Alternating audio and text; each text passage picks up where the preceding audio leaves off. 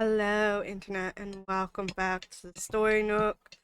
Today I am reading more of I'd Rather Have a Cat Than a Harem, written by Kozuzu Kobato, and our artist is Hinano Chano.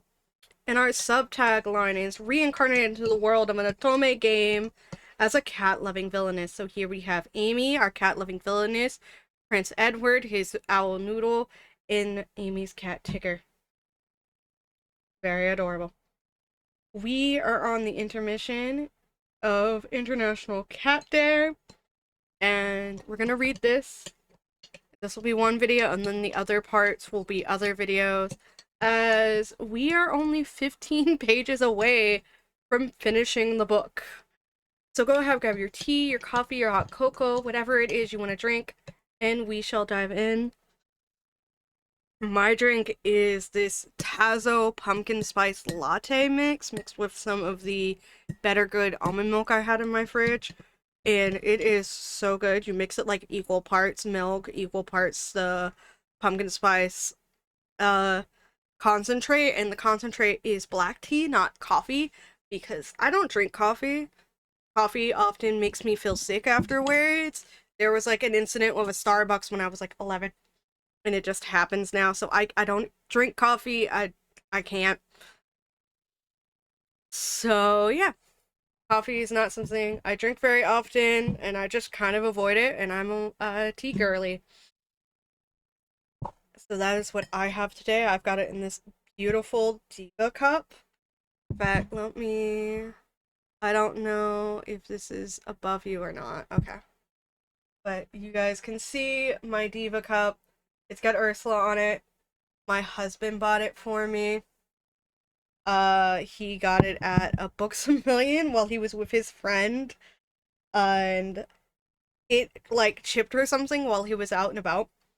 And he took it back. It's like, hey, I was out with my friend and it chipped. I haven't left, like, the mall or anything yet. Is there any chance, like, I could return this, get a new one, or, like, buy a new one or something? And they were really nice, and they just, like, sure. They also, I'm pretty sure, based on the way my husband tells the story, thought he was gay with his friend, which is not the first time that has happened. A lot of people think my husband and his friend are a couple, and they look adorable together, not gonna lie.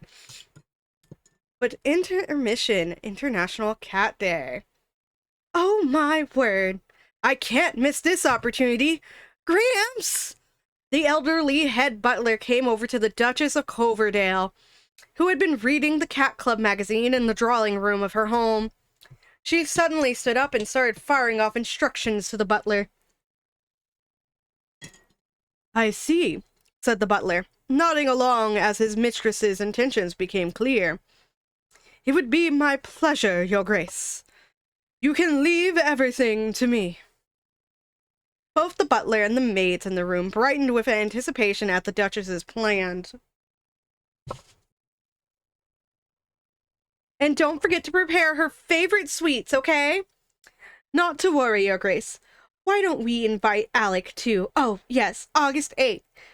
He will be a very exciting indeed. The Duchess scurried off to the letterpress at once. When the letter had been prepared and several copies had been drawn up, the Duchess looked over them with a satisfied smile. I love that we end the scenes with these cute, like, little kitty paw prints. That it just makes me so happy. It's so cute. So, it's International Cat Day. You didn't know about it either, Isabel? So it must not be widely known. Actually, I only learned about it from this column here, said the Duchess, flipping open the magazine. Camilla, the Duchess of Coverdale, and Isabel, the Countess of Northland, were sitting eagerly together in Camilla's cat room, enjoying tea together. Isabel's daughter Amy had for some time now been hidden from view, surrounded by partition screens. They could occasionally hear her cry out in protest, "Hey, wait!" or "You've got to be kidding me!" or "This can't be real!" But her protests were dwarfed by the encouraging voices of the maids saying, "It'll be fine," or "You look perfect," or "Come on." Outside of the partition screens, neither the Duchess nor Amy's own mother looked like they were going to put a stop to things. The only one who looked concerned was Ticker, who paced anxiously around the enclosure of screens looking for Amy. It was then that Alexander, the Duchess's son, entered the room. "I'm home, Mother." "Hello, Lady Northland." "So, why did you want me here?" "Oh, Alec, put this on," she said, casually handing him a thick gold ribbon. Mother," Alex said doubtfully. "Nice. Very pretty," said someone. Edward suddenly poked his head out from behind Alexander. "I heard there was something fun going on here, so I followed him," he added cheerfully. He heard cats and knew the girl he has a crush on would be there. Edward, we know what you up to." Edward and Alexander's families were related by blood, and as childhood companions and playmates, the two of them had gone over to each other's houses so often that it was not unusual for one of them to pop up unannounced. The Duchess became even more pleased and thought this surprise addition to the party was perfect. "I'll fetch something for you to wear too, Your Highness. Gramps, we have another one, don't we?" "Yes, Your Grace, it's right here." He bowed and handed the prince a black ribbon. Both ribbons had matching accessories attached to them. Two bouncy triangles. The triangles on the gold ribbon were an orangey brown color, and the black ribbon had triangles of dark brown. Hold on. What did she send me? Okay. A friend was sending me a bunch of texts, so I had to take a break. Sorry.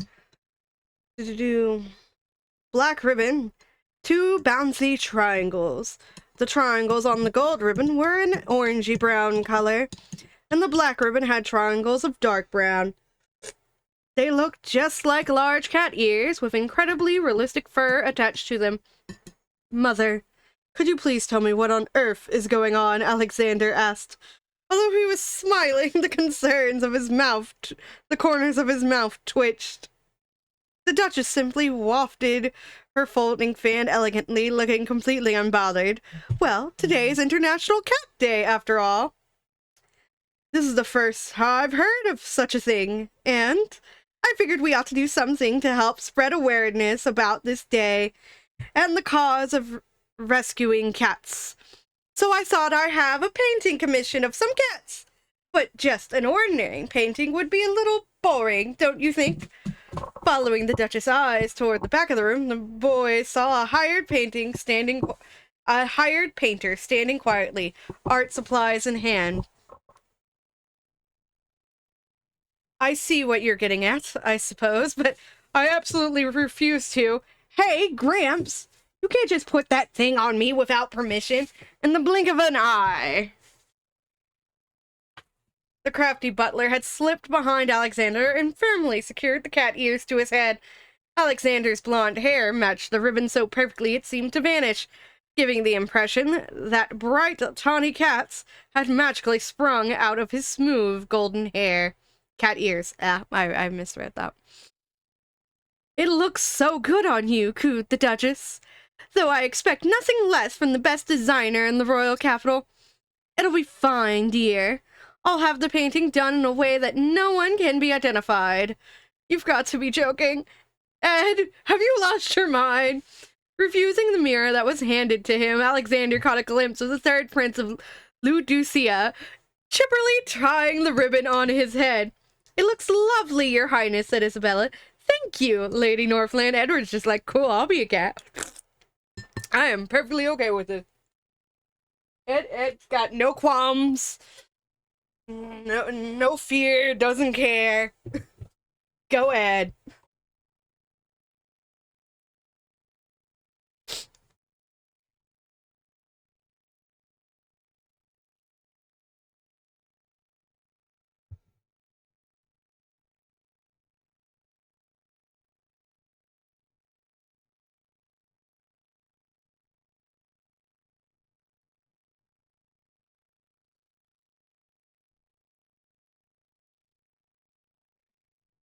Oh, I flipped up a page. Okay, here we go. My friend keeps messaging me. I'm recording right now. The saddle brown ears complemented Edward's dark blonde hair perfectly, absolutely dumbstruck by the sight of his childhood friend, who seemed rather pleased by this whole thing. Alexander collapsed onto the sofa. He finally resigned to the fact that there was no point arguing about anything his mother said regarding cat-related manners. As he gazed at the scene from the couch, something stood out to him. Wait. If Lady Northland is here, then does that mean... This is terrible. I can't possibly be seen like this. A familiar voice rang from behind the partition screens, half wobbled with tears. That's right, said the Duchess. Amy's not just wearing the ears, though. I had to wear the whole thing. Whole thing? What's the whole thing? The Duchess flashed a bright smile and started giggling to herself. Lady Northland sipped calmly at her tea. The spasm returned to Alexander's cheeks. The maids started trying to mollify Amy one by one. It's not that terrible, Amy. That's right, it's perfect. It's actually precious. It was clear that each of the maids truly believed that what they were saying, but their encouragement didn't seem to get through to Amy. They heard her grumbling back in response. Amy had finished changing into her costume some time ago, but she hadn't shown any sign of coming out from behind the partitions. I put on ears too, Amy. Is that Ed? What is he doing here? At a time like this? This just gets worse and worse. There was a loud clatter behind the screens as Amy was startled by Edward's voice. It seemed as though Tigger's patience had run out as he got on his hind legs and put his front paws against one of the screens, which started wobbling precariously. Watch out! Ah! Edward managed to grab Tigger, but Alexander, who rushed over, was just too late to catch the screen in time. It fell over with a clatter, revealing the scene behind it to the rest of the party. The maids, who had protected Amy from the falling screen, quickly moved out of the way when they were sure she hadn't been hurt. Revealing Amy, teary-eyed, hunched over on herself, she had covered her head with her hands in surprise. But when she removed them, she revealed two triangular ears, the same shade of black as her hair.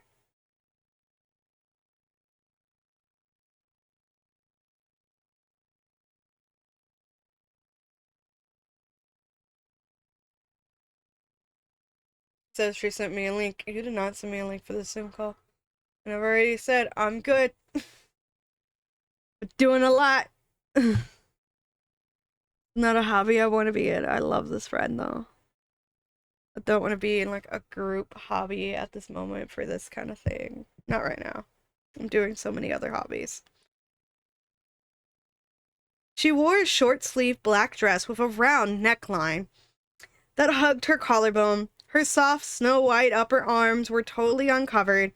Her gloves came up to her elbows and even had pink cat toe pads on the fingertips. The lightly billowed skirt only reached her knees, and the rest of her legs were covered in black tights. There was an upright cat tail coming out of her lower back. With so much black in the ensemble, Amy's gold eyes, wet with embarrassment, and the red choker around her neck especially stood out.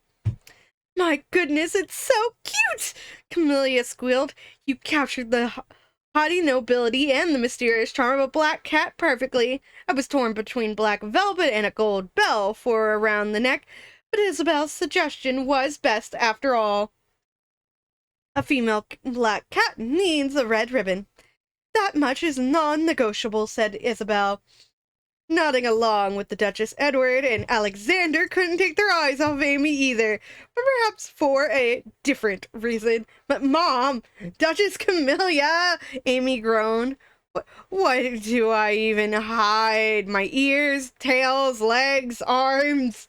She let out a whine that unintentionally sounded just like a cat meow, covered her red face with her cat paw hands, and slumped down onto the floor. And here we have the image. It's super cute. I have seen this image, like, flipping through the book already, but, like, look at them. We've got Edward, this one's Alexander, this is Amy. She looks so adorably precious. The cutest ever.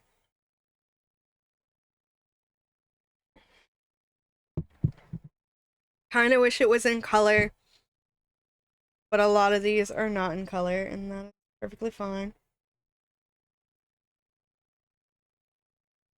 Look at them. They're just like, ah, pretty, pretty girl. They also look a lot older. They're like not that much older. I believe Amy is 10 years old at this moment, or she's 13, and they're like 2 to 3 years older than her, if I recall correctly. I don't know. Look at them. They're adorable. For a while, Edward and Alexander just continued to stare at Amy with dumbfounded looks on their faces. But they both turned the same shade of red when they remembered that they were standing next to each other. That looks good on you, Amy," Edward stammered. "That's crazy. You really look like a black cat," said Alec. I might just die of embarrassment." Both boys took a step forward at the same time to help Amy to her feet. At that moment, their path was blocked by a large object as Tigger slipped out of Edward's inadvertently loosened grip and rushed out in front of them. Hopping up on Amy's lap, Tigger rubbed his body against her and meowed sweetly. "Ah, this is just what I needed," said Amy. "This is the best." The composition was perfect. A girl dressed up as a soft, chubby black cat was hugging a cat roughly her size. The Duchess gave the scene a standing ovation. The maids in the room squealed with shrill voices, and even the old butler cracked a smile. When the boys noticed the painter running over with his supplies, eyes sparkling, they swiftly grabbed each side of the fallen partition screen and raised it, blocking his view. The Duchess complained loudly at the spectacular feat of teamwork. "Boys, you just hit Amy." "It's no good, Mother." "Ah, he doesn't mean you're not good, Amy. It's just that painting this isn't good because it's too adorable," Edward explained to her over the screen with a smile. Amy turned bright red again and tried to hide her face in Tigger's fur. "What?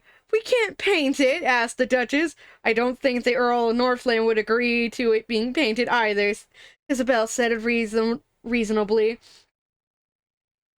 "I think she's right," said Edward. "You can't paint it," said Alec. With that final swing of the hammer, the Duchess slumped back down, dejected. "And after I went and made everyone look so cute."